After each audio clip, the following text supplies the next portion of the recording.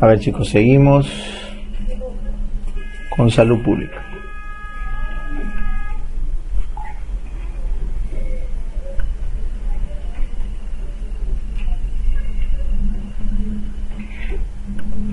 A ver, ¿se acuerdan? Salud pública era la respuesta social, institucionalizada, multidisciplinaria para afrontar los problemas de salud y mantener un nivel de vida. Esto se llama salud pública. Ya está fácil. Por si acá pregunten conceptos. La salud, ¿qué es? Depende. En 1945 era el completo estado de bienestar. Biológico, psicológico y social, ¿no es cierto? Bienestar. En cambio, actualmente, alrededor de 1975, se cambió por la plena obtención del potencial máximo de la persona. El potencial máximo de la persona. A lo largo de la historia, los tres modelos de salud de enfermedad, ¿cuáles han sido? Huésped, medio ambiente, huésped, agente, medio ambiente. Y ahora, ¿cuál es el modelo?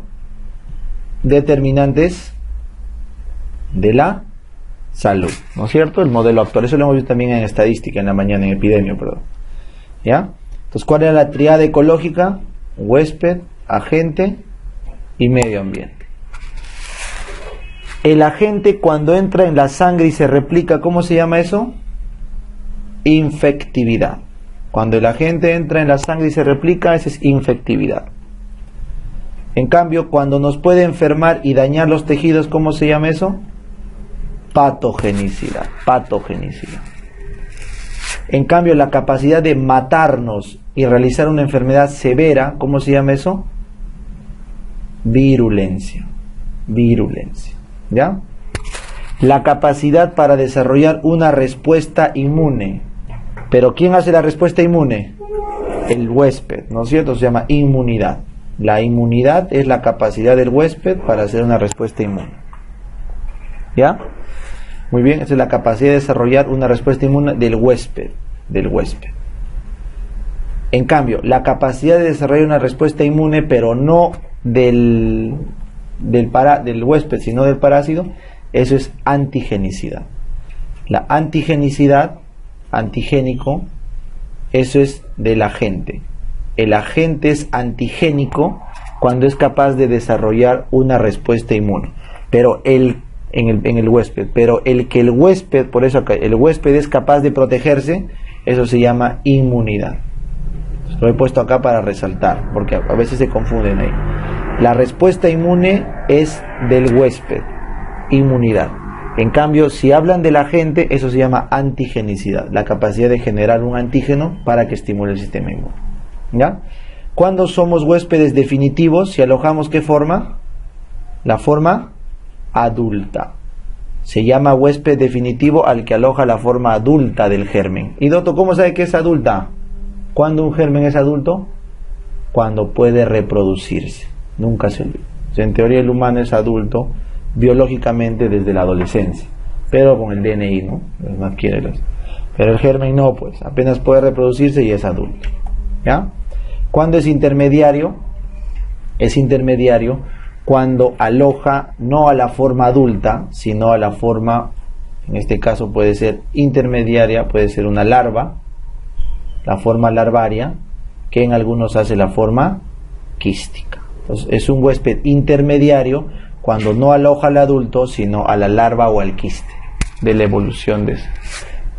Se llama huésped natural cuando no da clínica o es una clínica muy débil, porque el parásito o el agente siempre ha vivido en nosotros. Somos huéspedes naturales.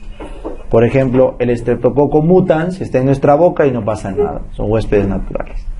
Pero se llama accidental cuando de otro animal viene hacia nosotros y no era lo natural, por lo tanto sí va a dar clínica. Eso lo hemos visto ayer en cada ejemplo de los parásitos. ¿Ya? Ese es accidental, el que da clínica, porque no formamos parte del ciclo. El natural sí formamos parte del ciclo. ¿Ya está? Y con eso hemos terminado las definiciones de los agentes, ¿se acuerdan? De la tríada ecológica del agente. ¿Ya? Eso es un pequeño paréntesis del agente. Ahora seguimos avanzando. Según la LONDE en el 75, los determinantes de la salud, ¿cuáles son? En orden de importancia: estilos de vida, medio ambiente, biología, medio ambiente y servicios de salud. Los estilos de vida pueden explicar hasta un 40% de la salud de enfermedad, la biología un 30%, ahí tiene 70%, el medio ambiente un 20%, 90%, y los servicios de salud un 10%. Aproximadamente así pesa cada determinante. En estilo de vida, biología, medio ambiente, sistema de salud. En cambio, Tarlov, unos 15 años después, incluye la quinta esfera, no te olvides, la quinta esfera, que es la de la socioeconómico, política, educativa. La quinta esfera es socioeconómico, político, educativa de un país, o sea, esta es la esfera macro de la salud, que se llama los determinantes estructurales. ¿Ya? Entonces, ¿cuál era el impacto de los determinantes de la LONDE? El impacto, ¿cuál fue? Que la LONDE se dio cuenta que la máxima explicación de la salud era en estilos de vida y la mínima era en centros de salud, pero el máximo presupuesto, ¿dónde estaba? En los centros de salud. Entonces, como se dio cuenta de eso, el impacto de la LONDE fue transformar el paradigma flexneriano. ¿A qué lo pasó? Al paradigma preventivo. Ese fue el impacto de la LONDE. El paradigma flexneriano médico al preventivo. Entonces, para responder a este nuevo paradigma, caballero nomás, la OMS en Alma-Ata se juntó en 1978 y tuvo que definir la política. ¿Qué política? La política del MAIS, del modelo de atención integral de salud. Y a la política MAIS, ¿qué estrategia le creó? La atención primaria en salud. La política fue la atención integral, la estrategia fue la atención primaria en salud. Ya, no se olvide. En Alma-Ata se define la atención primaria en salud, que responde a la política general de la atención integral en salud. Todos los países a partir de ese año hemos integrado en nuestro marco político el modelo de atención integral de salud. ¿No es cierto? Que obviamente cada uno lo hace según su país. Pero la estrategia nos la ha dado la OMS, que es la APS. Muy bien, entonces la APS, ¿qué son? Tecnologías, no te olvides. ¿Cuál es la definición de tecnologías? Aceptadas. Tecnologías aceptadas, comprobadas, al alcance de ¿quién? De todos, con la participación plena de la comunidad a bajo costo, con autodeterminación y autorresponsabilidad. Ese combo, todo ese texto es la APS. Siempre se los pongo porque a veces marcan, en salud pública no se puede hacer descarte, entonces tienen que saber el concepto. Tecnologías aceptadas al alcance de todos, con participación plena, a bajo costo y con autodeterminación y autorresponsabilidad. Esa es la estrategia. En 2015 la APS tuvo que renovarse. ¿Por qué se renovó? Porque aumentaba los costos en salud y porque cambió, ¿qué cosa? El perfil epidemiológico. Por el cambio de enfermedades y el aumento de costos, tuvo que hacerse una renovación para conseguir la equidad en salud. Muy bien. Esta participación plena que digo, plena, ¿cuáles son los 5 niveles de la participación plena? ¿Recuerda? Recibir ayuda, ofrecer ayuda, dar ayuda, evaluar los problemas, la gestión, planificar y gestionar. Los 5 niveles son: yo recibo, ofrezco ayuda, solo evalúo, te ayuda a planificar y cogestionamos. El 5.º nivel se llama cogestión, donde la comunidad gestiona ¿con quién? Con el jefe de posta. Por eso cuando me preguntan que la comunidad se empodere, ¿es una fortaleza o una oportunidad? Fortaleza, pues, porque la comunidad es parte del equipo de gestión, ¿me entiende? Entonces, óptimamente una comunidad bien preparada, organizada, es una fortaleza, porque es parte del equipo de gestión. Obviamente en el 5.º nivel, que es la cogestión, ¿no es cierto? La cogestión. En Ottawa, unos 10 años más tarde, más o menos, por 1985, Canadá, ¿qué estableció? Canadá se dio cuenta que para conseguir la APS, que es la estrategia, lo más importante que era la prevención primaria. ¿De qué tipo? Promoción. Entonces Canadá se dio cuenta y fue el líder mundial en que para conseguir la APS requerimos prevención primaria, pero sobre todo promoción de la salud. ¿Correcto? Muy bien. Seguimos. La atención primaria a la salud se basa en ¿qué modelo de salud? ¿Qué modelo? Preventivo. El modelo preventivo. ¿Y quién creó la medicina preventiva, el modelo preventivo? ¿Cuáles fueron sus autores? Lebel y Clark. Lebel y Clark crearon la medicina preventiva. Entonces, ¿cuáles eran los niveles de prevención de la enfermedad? Primordial, primario, secundario y terciario. ¿Correcto? Entonces, los niveles de prevención de la enfermedad son primordial, primario, secundario y terciario. Muy bien. Bueno, para prevenir la enfermedad hay los siguientes niveles. Entonces arrancamos. Ya no sé por qué he puesto esto, pero bueno. Los niveles son estos, 4. Y el último, por si acá, ¿cuál es el último? El cuaternario. Entonces arrancamos. ¿Cómo se llama el nivel primordial? Primordial es cuando eliminamos el factor de riesgo. Eliminar el factor de riesgo. Ese es primordial. ¿Qué cosa es primaria? Disminuir la exposición al factor de riesgo. Eso es primario. ¿Para qué? Para disminuir la incidencia de enfermedad. Pero es disminuir, mitigar. En cambio, la primordial era desaparecer el factor de riesgo, pues para que no haya tampoco incidencia. Así de fácil. Muy bien. La prevención primaria tiene un componente que es la promoción. ¿Y el otro cuál es? Protección específica. Entonces, la primaria promoción de salud, ¿qué es? Disminuir los factores de riesgo, pero ¿a través de qué? De la EPS, educación para la salud.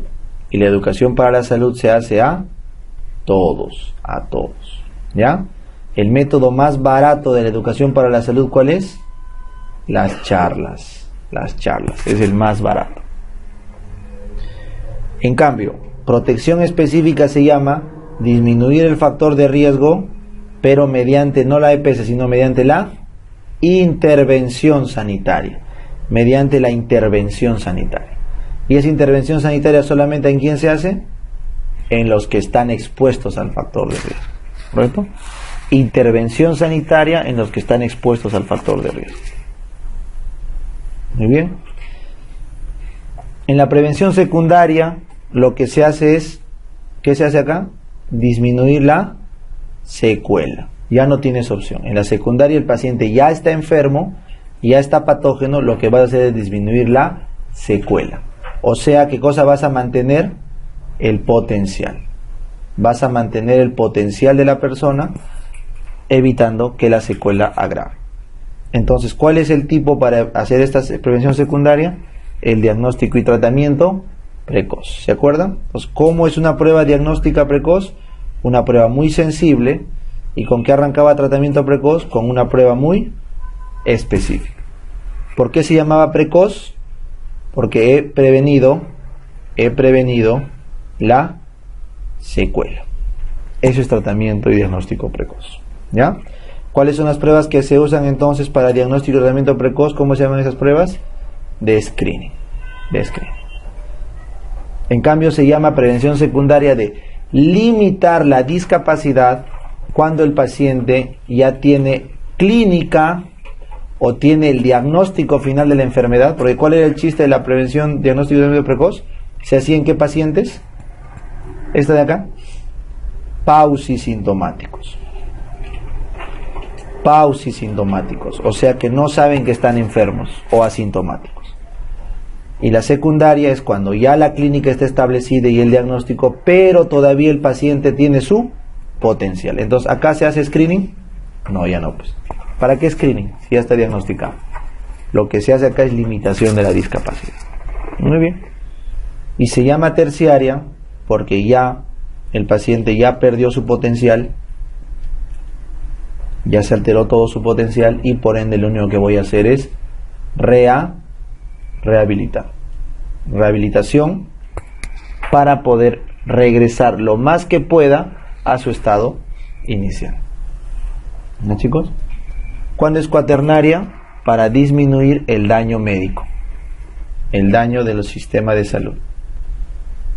Para disminuir el daño del sistema de salud, prevención cuaternaria. Muy bien, entonces seguimos. ¿Qué es la medicina preventiva? Es aquella que está orientada ¿a qué?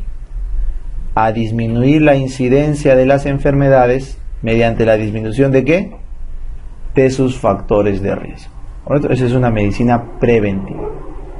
Aquella que está orientada a bajar la incidencia mediante disminución de los factores de riesgo. ¿Ya?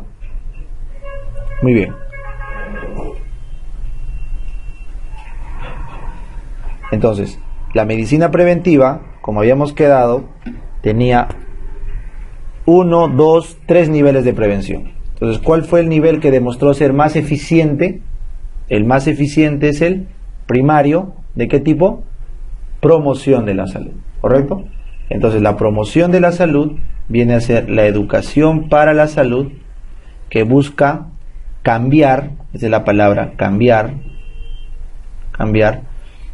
a bajo costo, ¿qué cosa? Los estilos de vida y los medio ambientes. De tal forma que puedo conseguir estilos de vida y medio ambiente saludables mediante la educación, a bajo costo y solo cambiando la actitud. Eso se llama promoción de salud. ¿No, chicos? Muy bien. Seguimos. Entonces, la educación para la salud son las políticas, técnicas y técnicas de incentivo social, o sea, todas las personas, orientado a educar con el objetivo de cambiar, ¿qué cosa? Las actitudes, para conseguir estilos de vida y medio ambiente saludables. ¿Está bien?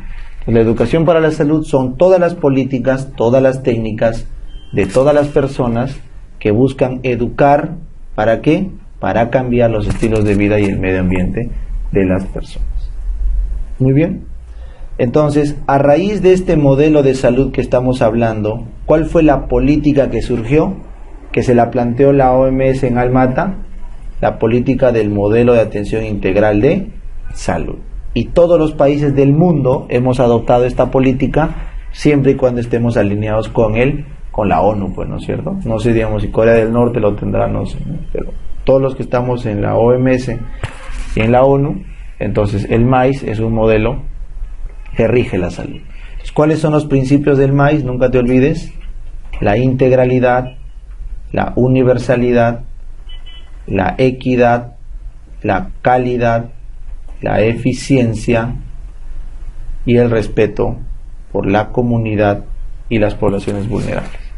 Entonces, integral, universal, equidad, calidad, eficiencia y con plena participación de la comunidad.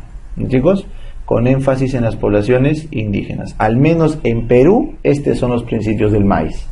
De repente así no será pues en España, pues, ¿no? De repente en otros principios, pero acá es así. ¿Y cuál es el más importante, el que ha venido? La integralidad. ¿Se acuerdan qué es la integralidad? Es ofrecer prevención, promoción, recuperación y rehabilitación. Prevención, promoción, recuperación y rehabilitación. ¿En quién? En la persona, su familia, su comunidad y su entorno. ¿Correcto? ¿En qué ámbitos? Bio, psico, social. Eso es integral. 3 componentes: prevención, promoción, recuperación, rehabilitación. En la persona, familia, comunidad y su entorno. Biopsicosocial. Eso es integralidad. Nunca se olviden. Es lo que más viene en la pregunta del MAIS. ¿Ya? El MAIS, además de tener estos principios, que es lo que te rige, tiene enfoques, que es hacia dónde quiere ir. El primer enfoque, ¿cuál es? ¿Se acuerdan? Enfoque de derecho. La salud es un derecho. El segundo enfoque, ¿cuál es? Enfoque de género. en el Perú estamos en plena lucha por la igualdad de género, ¿correcto? Para poder llevar los derechos en todos los campos entre hombre y mujer similar. ¿El tercer enfoque cuál es? ¿Recuerdan? El enfoque de territorialidad. Territorialidad. Para empoderar a los, en este caso, ¿quién se encargaría de la salud? Los municipios. Los municipios. Las microredes y las redes. Y el cuarto enfoque, como el Perú es un país multicultural, es el enfoque de interculturalidad. Interculturalidad. Enfoque de derecho, de género, de territorialidad y de interculturalidad. ¿Ya? Muy bien, entonces en el modelo MAIS, ¿se acuerdan cuál era el eje horizontal? El eje horizontal que veía, prioridades nacionales, ¿se acuerdan? Y estas prioridades nacionales, ¿qué generaban? Estrategias nacionales. Eje horizontal. Prioridades nacionales requieren estrategias nacionales, orientadas a la persona, familia, comunidad y entorno. ¿Sí? Ese es el eje horizontal. En cambio el eje vertical, ¿se acuerdan cómo era? Para cada uno. Así era, ¿no? Así. El eje vertical tenía necesidades de salud, sentidas o percibidas, esto de acá, que te obligaba a dar cuidados esenciales. Cuidados esenciales, y acá era estándares. ¿De acuerdo? Necesidades de salud en la persona, necesidades de salud en la familia, comunidad, y cuidados esenciales para cada uno. ¿Y los cuidados esenciales dónde se llevaban a cabo? En los programas de salud. Es como una estrategia, pero más chiquito, los programas. En cambio, el entorno, ¿qué tiene? ¿Necesidades? No. ¿Qué tenía? Lineamientos. Lineamientos. Y los lineamientos generan estándares. Esos son los ejes del MAIS. Eje horizontal y el eje vertical. ¿Ya? Ha sido pregunta. Finalmente, la persona acá se atiende en ¿cuántas etapas? En las etapas del niño, antes de cumplir 12, el adolescente, antes de cumplir 18, el joven, antes de los 30, el adulto, antes de los 60. Pero para todo el mundo en la OMS es 65. Y el adulto mayor, pasado los 60. No digan anciano, sino adulto mayor. Muy bien, entonces, en resumen, resumiendo todo, ¿cuál es la política de salud que tenemos actualmente? El MAIS. ¿Cuál es la estrategia que nos dio la OMS? La atención primaria para la salud. ¿Y cuál era el escenario donde se llevaba a cabo esto? El primer nivel de atención. Muy bien, entonces para conseguir todo esto, tremenda fumada, la salud pública, ¿qué necesita? 11 funciones, porque solito no lo hace, ¿no? El ministerio, 11 funciones. ¿Quién analizaba la situación de la salud de un pueblo? En nuestro caso, el INEI, ¿no? Instituto Nacional de Estadística e Informática, es el que recolecta oficialmente los datos de la situación de salud del Perú. ¿Correcto? ¿Quién protege y vigila? La segunda función, la protección y vigilancia, está a cargo, por ejemplo, de DIGEMIT, las DIGESAS, que se encarga de ver que lo que el humano consume no le haga daño. Protección y vigilancia. En el mundo, ¿quién hará esta función? La FDA, la EMEA, ¿no? Promoción de la salud, eso es tarea de todos. Promoción de la salud, eso es tarea de todos. Ahí no hay uno en específico. Eso es educar. Participación comunitaria. ¿Cuál es la institución que se encarga de llevar la salud a la comunidad? Los municipios saludables. Los municipios, esa es la estrategia de municipios saludables. Luego, institucionalidad, quinta función. Se busca que la salud tenga un solo ente rector. ¿Cuál es este ente rector? El MINSA. Institucionalidad, MINSA. Pero para que el MINSA funcione, ¿qué necesita? Políticas, gestión y planificación, ¿no es cierto? No hay un instituto para esto, lo había hasta el gobierno de Cosito, que era ¿Se acuerdan? El Instituto de la Gestión de Salud Pública, ¿no es cierto? Se creó con la reforma un instituto de gestión, pero ya vinieron el fujimorismo y lo desapareció, ¿no es cierto? Un instituto para políticas, gestión y planificación en salud, ¿ya? Bueno, de ahí seguimos. Una vez que ya está asegurado esto, hay que el acceso equitativo a la salud. ¿Cuál es ahorita la iniciativa nacional para que todos tengamos acceso a la salud? La ley AUS, del Aseguramiento Universal en Salud, cuyo principal producto estatal, ¿cuál es? El SIS, ¿ya? La ley AUS dio origen al SIS. Luego seguimos, recursos humanos. ¿Quién es el ente que regula los recursos humanos en el Perú? El MINSA, no se olvide. El MINSA regula las plazas de serums y las plazas de residentado, ¿verdad? Porque son los recursos humanos, tanto en medicina, en obstetricia y en todos los demás personales de salud, ¿ya? Es así. La calidad del servicio. Una vez que los médicos, enfermeras, todos están trabajando, ¿quién vela porque haya calidad en el servicio? Su salud, su salud. No se olviden, y cada vez actúa a través de sus centros de arbitraje,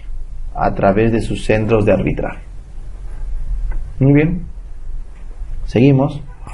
Investigación e innovación. La penúltima función es quien avance en salud.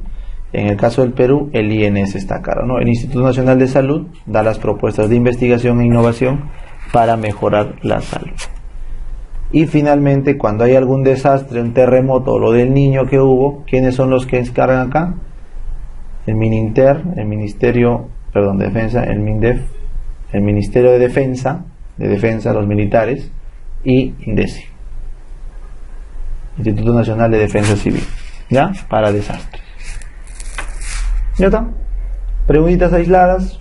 Cuando tú abres por primera vez un centro de salud, tienen que darte la constancia de habilitación, que es obligatorio. Pero en cambio la acreditación es voluntaria y es para ver ¿qué cosa? La calidad. La habilitación es única, nunca se pide dos veces. La acreditación es temporal. En la salud materna se acuerdan los retrasos. El primer retraso es darse cuenta si es que hay que ir al médico o no. El segundo es querer ir al médico o no. El tercero es poder llegar al médico. Y el último es recibir la atención del médico, ¿no? Los 4 momentos. Encontrar la clínica de emergencia, querer ir, poder llegar y recibir la atención. Los estándares de calidad según nivel, eso sí les dije. El primer nivel, ¿cuál es el principal estándar de calidad en el primer nivel? La cobertura. La cobertura es el número total de pacientes atendidos del número total de la población que te asignaron. Esa es la cobertura. Número de pacientes atendidos del total de la población que te han asignado. Ya, ese es un indicador de resultado de Donavedia, de resultado. Luego, el otro estándar de calidad del segundo nivel es la referencia y la contrarreferencia, más capacidad resolutiva. ¿Ya? Y el tercer nivel, su indicador es la capacidad resolutiva y su nivel de tecnología. Si te preguntaran, ¿solo ha venido de este? Cobertura o participación social. Ese es un indicador. ¿Se acuerdan la pregunta de residuos? ¿Cómo era? Bolsa negra, los residuos comunes. Bolsa amarilla, los residuos peligrosos, pero que no sean biocontaminados. Y bolsa roja, los residuos biocontaminados. Aunque no sean peligrosos, igual son rojas. ¿Está bien? Porque han sido biocontaminados. Muy bien. Para licitación pública en el sector, para bienes, mínimo 350.000. Con 350.000 soles tienen que llamar a licitación pública. Menos de eso puede ser una convocatoria, pública o no, y inclusive una adjudicación directa. ¿Ven una pregunta? Nada más. El genograma familiar estudia hasta 3 generaciones de la familia. ¿Qué cosa estudia? Las relaciones entre los miembros. ¿Ya? Las relaciones entre los miembros. En cambio, el Apgar familiar, ¿qué cosa mide? la disfuncionalidad de la familia. Es un cuestionario que lo que busca es la disfuncionalidad de una familia. Y la visita domiciliaria es la actividad más importante para recolectar los datos de una familia. Los datos de una familia, poder armar el genograma a través de la visita domiciliaria. ¿Ya? Además del Apgar familiar, también necesitamos la red de contactos. La red de contactos o la red de relaciones de la familia también es importante para el estudio. Pero el Apgar es el más sencillo.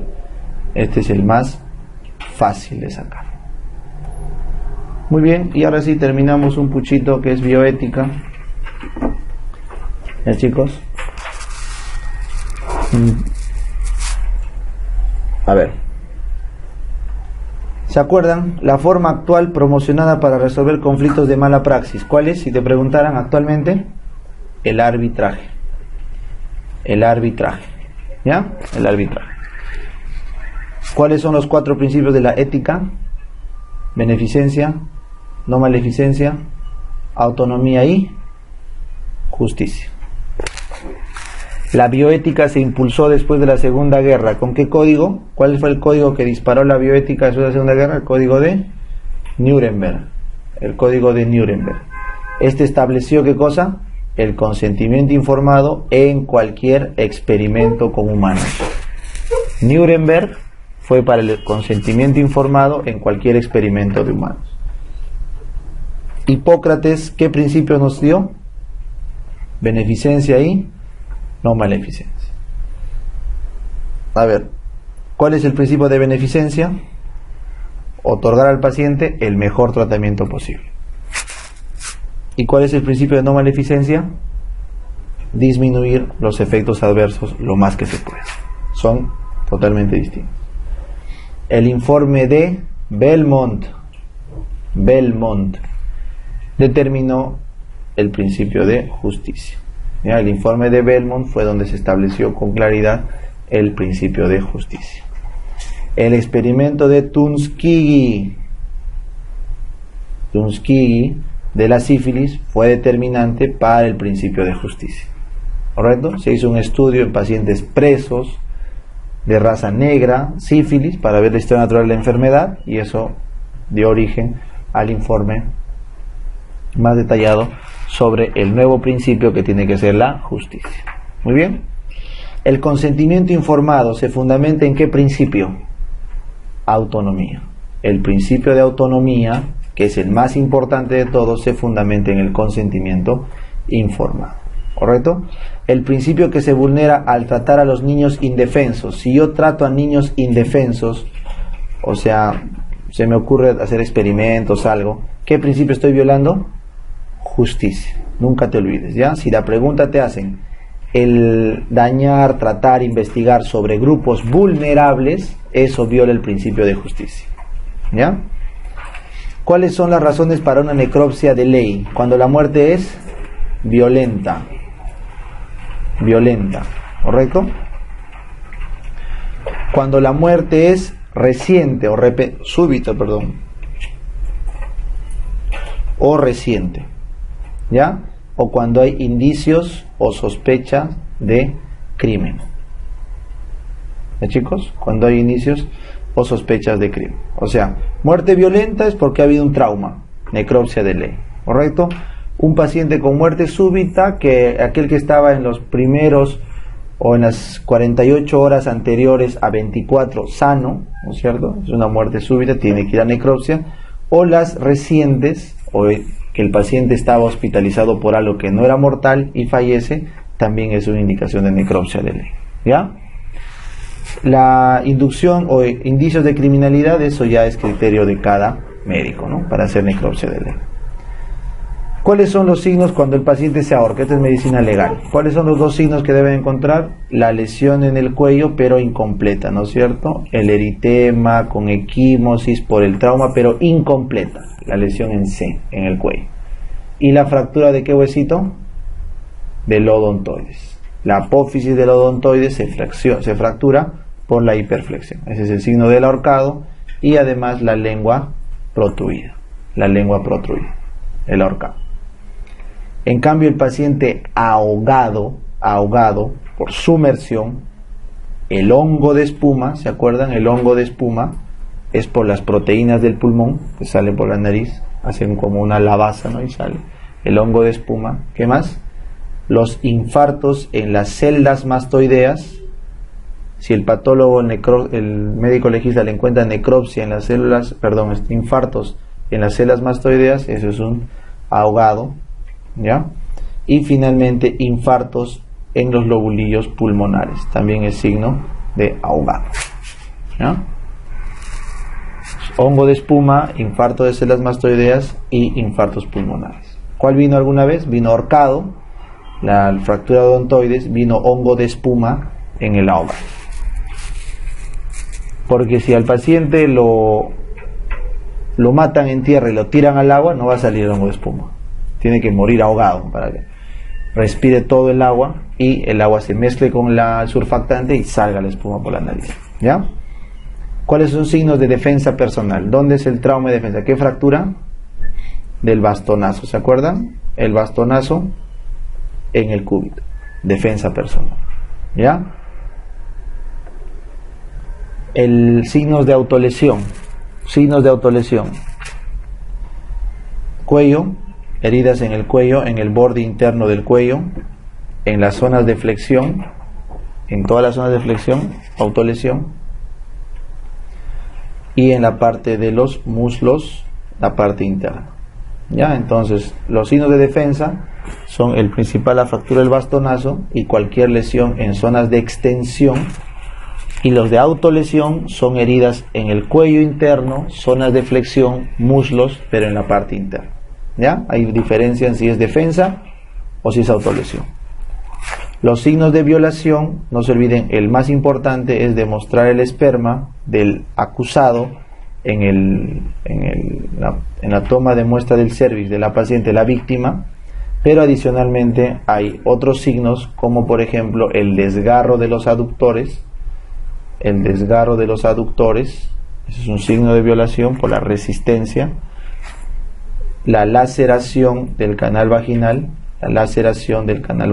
también es un signo de violación, ¿ya? Pero el gol estándar es el esperma en el cervix.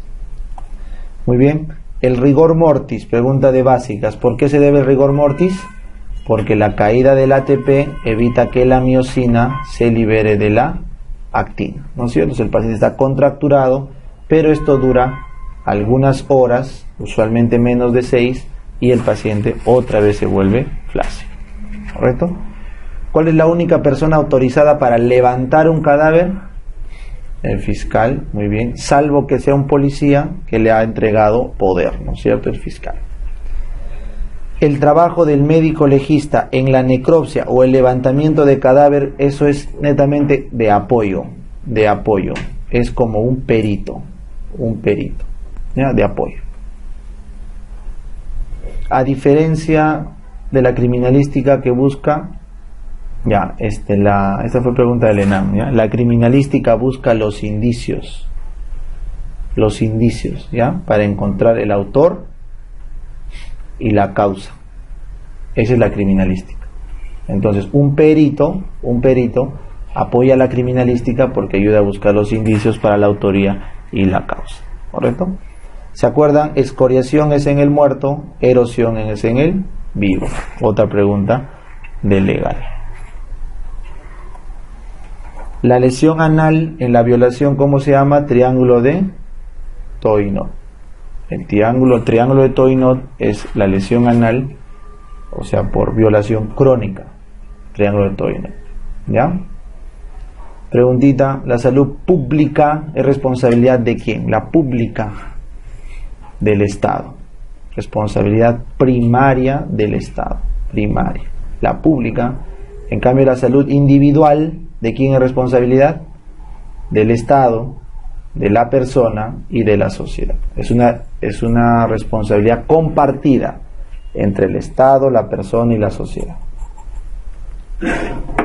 ¿Qué cosa es iatrogenia, chicos? Iatrogenia, todo resultado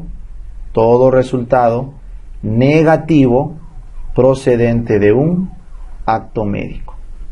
Eso es iatrogenia. Cualquier resultado negativo procedente de un acto médico. Entonces, ¿cuándo se llamará, doctor? Mala praxis. Cuando la iatrogenia ha sido producto de una inadecuada práctica de la medicina. ¿Cómo es eso? La medicina tiene 3 componentes, no se olviden: el conocimiento, la experiencia y la autorización del paciente. Puedes saber mucho, pero nunca has hecho. Puedes hacer, pero sin saber. O puedes saber y saber hacer, pero el paciente no quiere, pues. Entonces, en la conjunción de estas 3 es la lex artis. Si alguna de estas 3 fallamos, incurrimos en mala praxis. Por eso la iatrogenia, producto de la falla en la lex artis, es la mala praxis. Y solo existen los tipos de mala praxis: son la impericia, la negligencia, la imprudencia. ¿Ya? Impericia, imprudencia, negligencia. ¿Ah, chicos? La impericia es no saber. La imprudencia es no disminuir los riesgos. Y la negligencia es no haber tomado todo el cuidado posible. ¿Está bien? Si el juez el único que determina mala praxis es el juez. Entonces el juez dictamina impericia cuando se da cuenta que el médico no sabía lo que estaba haciendo. El juez determina negligencia cuando se da cuenta que el médico sabía, pero se descuidó, no tomó todo el cuidado posible. ¿Ya? Y se llama imprudencia cuando el juez se dio cuenta de que el médico sabía, pero no tomó la prevención de riesgos posibles. Las preguntas de examen son así: entrar a sala de operaciones sin lavarte la mano, ¿qué puede ser? Imprudencia, ¿no? Bien difícil que no sepamos que hay que lavar la mano, es imprudencia. Y eso hemos visto un montón de veces. Pero, por ejemplo, entrar a una apendicitis plastronada, eso debería ser o una imprudencia, si es que eres un cirujano general, bueno, eso es lo que se supone que deben saber, o una impericia, si es que el médico no sabía y pensó que tenía que entrar, eso ya lo termina el juez. Y si te faltó pedirle un examen a un paciente y justo en ese examen salió su patología, pero no era lo usual, negligencia. ¿Ya? Las 3 son mala praxis. La auditoría médica, ¿qué era? ¿Recuerdan? Comparar estándares. Comparar estándares. Esto ya habíamos visto. La evidencia médica ya hemos visto. Esto es importante. ¿Cuántos tipos de revisiones de literatura había? La revisión narrativa. ¿Y la otra cuál era? La revisión sistemática, ¿verdad? Para esa pregunta que todos me hacían, hay 2 revisiones, narrativa y sistemática. ¿Cómo se llama el test estadístico de la sistemática? Metaanálisis. Así como TED Student, igualito, metaanálisis, es el test estadístico. ¿Ya? Para que sea significativo, el metaanálisis, el RR o el OR, ¿qué no deben contener? El 1, ¿verdad? Porque si contienen el 1 no es estadísticamente significativo. Por si acaso, ¿se acuerdan cómo se llamaba la pregunta de investigación en los artículos? La pregunta pico. La pregunta pico. ¿Ya? Pico significa paciente, intervención, comparación y outcome o resultado. La pregunta de que se hacen los metaanálisis, las revisiones sistemáticas, son las preguntas pico. Paciente, intervención, comparación, outcome. ¿Ya? La medicina basada en la evidencia, no se olviden, no me refiero acá a qué incluye, sino la medicina basada en la evidencia es el sustrato de la epidemiología clínica. El sustrato científico.